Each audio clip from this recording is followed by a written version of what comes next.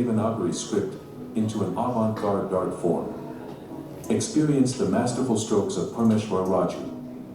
With each stroke, he bridges the past and future, crafting a visual narrative that is both timeless and revolutionary. The wonderful calligraphy of Parameshwar Raju invites you to witness the magic of innovation intertwined with cultural heritage, offering the world a truly unique artistic legacy. This book offers a comprehensive collection of Parameshwar Raju's works, unveiling the captivating world of Hindu mythology and symbolism through his innovative genre, pictorial calligraphy. Art historian and curator Koili Mukherjee Ghosh, who has intensively followed Parameshwar's work since 2006, offers engaging insights into this genre. She meticulously documents the selection of series created by Parameshwar, an extraordinary journey spanning over 40 years, with 457 images featured in this volume. Each plate is accompanied by text that delves into the Sthala Purana narrative, iconography, and symbolism, shedding light on Parameshwar's art practice. A beautiful vision arises from the ancient writings of the Parashara Samhita, depicting Hanuman, the personification of devotion and power, riding a majestic camel. The unusual environment he met on the sandy banks of the Pampa River, amid the tapestry of the Kishkindha Kand, dictated his mode of transportation. In the Hanuman Sukta, we find the following: Sarva Bharana Bhushita, Udaru Mahunnata, Ushtrarudha Kesari, Priyanandano, Vayu Tanujo, Yadecham. Decorated with all ornaments, be kind and noble, mounted on a camel, the dearest son of Kesari, heir of Vayu, roams at his wish. The wonderful calligraphy of Parameshwar Raju is a book destined to be treasured for years to come. Parameshwar skillfully imbues each form with character within the stringent parameters of thin rhythmic lines, leading to a visual narrative that is both captivating and distinct. Join us in celebrating 40 years of Parameshwar Raju's transformative journey, where traditional calligraphy evolves into a groundbreaking visual language. His work, a unique perspective in storytelling, offers the world a rare and timeless gift of artistic expression. I met Raghuji in 2003-2004, and when he first, I was a curator there at that time of State Gallery, and he came and gave me his publication. It was a nicely designed small book of the size of the invite that you got today, and it had all of his work published in that, till then whatever he had done. And he had left it on my table. And it was a busy day and I was tempted to look at it, but somebody came in, an artist, and said, "Oh, this person came. He's a Hindu fanatic." So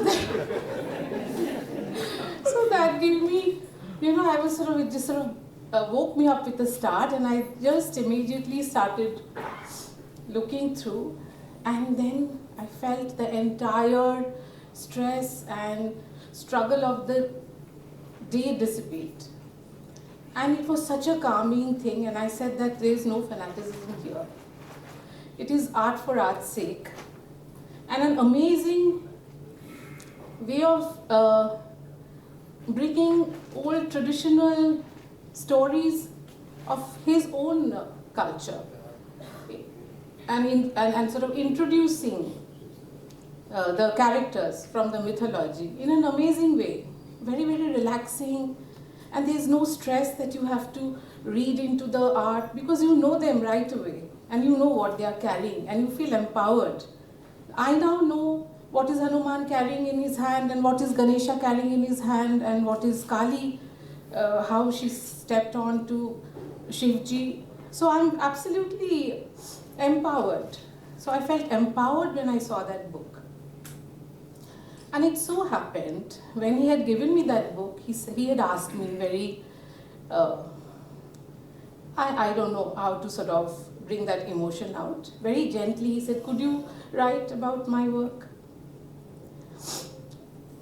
At that time, when I was contemplating or writing about his work, he had just moved on to the next stage. He was then experimenting with the Om. From simple Oms, which we are all aware and we can recognize, and they were sort of becoming pictorial. And then he once told me, "This is Shiva family." And immediately after that, I get a news that he's getting award, state award for that work. When I was standing in front of the work, I was at a loss because I didn't know how to look at it. And he wouldn't help. And after a long time, I could see Shivji with his rising energy and that adoration of the Nagadevata, and then Parvati very gently and very skillfully represented by a Bindu. And then I see Ganesha and Mushika, his Vahana, and then I see Kartik on the riding his peacock. And then it sort of gently dawned on me how beautifully he played with the space. So I felt a little courageous. I thought I'll be able to pervade, I would be able to navigate. But whenever I went to him with questions, that would just generate laughter. He would just laugh. And then wouldn't really help me find an easy way of understanding his work. I went to the library. Many books helped me.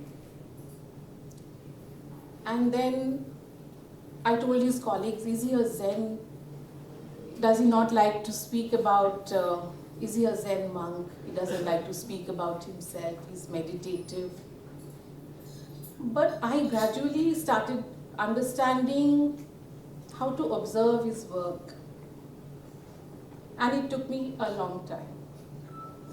Now, the first time I saw his work, him doing his work, was in a train. We were going to invite an exhibition to come to Hyderabad in our foundation. And we were traveling to Bhopal to get this big print biennale. And the train had started, and I've written it about the book. That is the beginning of the journey, where I see that so many people in the compartment, people are coming in, vendors are. He's a foodie, and he loves his sugar tea, and he loves his samosa. But when he's working, he doesn't pay attention to anything that is going around. He has his head down, people think he's sleeping, but he has a pen in his hand and it starts moving. And then with that, the forms start moving. In an empty space, you see amazing transformations keep happening. And even if he's traveling now, it's been a part of whenever we've traveled for work, to meet clients, to invite an exhibition, or to be conducting our own exhibition. It's been a regular feature that while he travels, he doesn't care who's sitting next to me. It could be a celebrity, but he will have his head down, looking at his pages, and he would be doing work one after the other. And like this, with observation, during one of the exhibitions, we had taken Ramayanam to Delhi. And then I see that that place has become an exhibition hall, and it's sort of doubled up as another exhibition where he's sitting down, and he did his Dashavatara at that exhibition. The Ramayana is exhibited on the wall, and Dashavatara is on his table. A new form emerged, where he sort of very clearly depicted the facial features of the avatars. Very lyrical and simple. I thought, it is so simple, I'll be able to do this work. So I borrowed his name.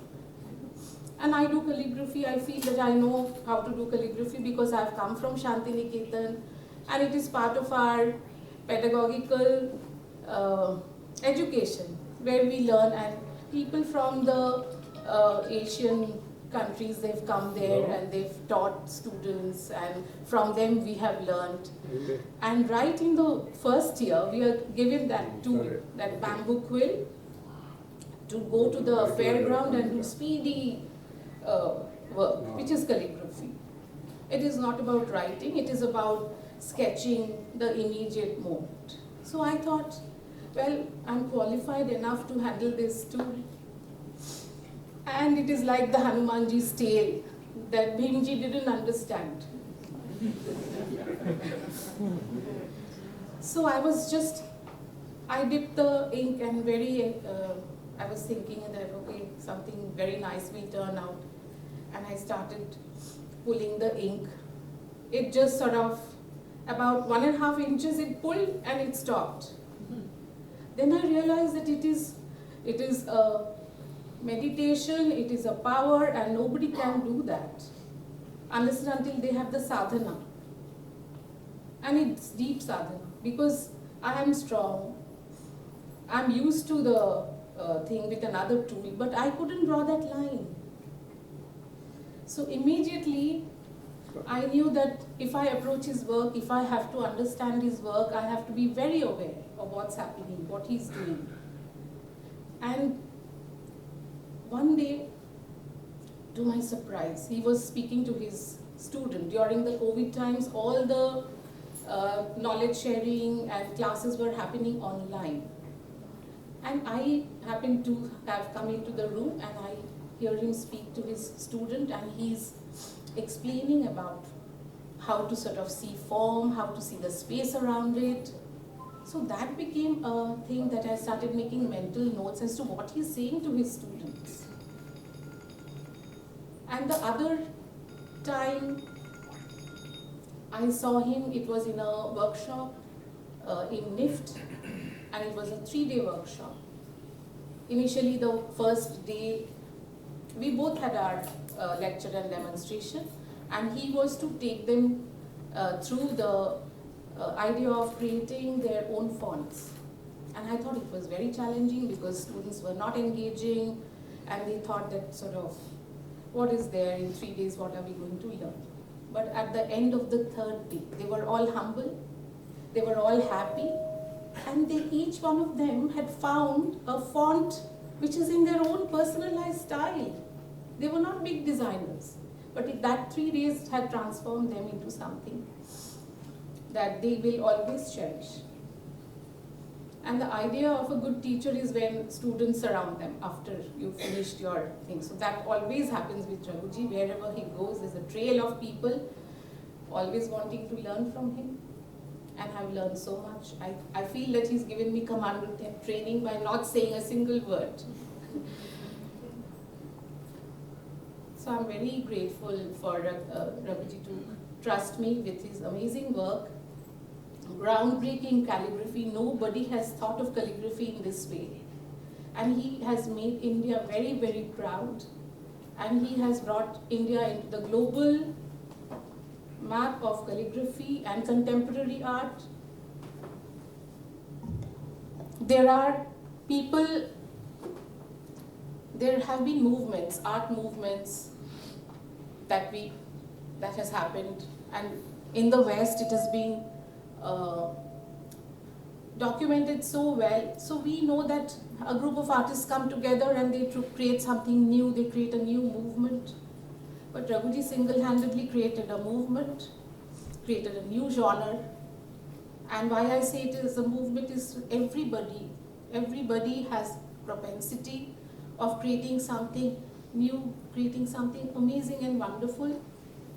It is that kind of energy and the time and thought, and the whole persona has to be engaged with. And with this, I wish to thank my family who always come together, my family in Mumbai, my family in Kolkata. They are so enthused with his work, they engage, they want to know what's new has happened. Padma and Shilpu, they are trusting me, and I feel very grateful. Thank you so much. It started in the first year of the art school when they taught us how to write the alphabet. and it was the Devanagari alphabet.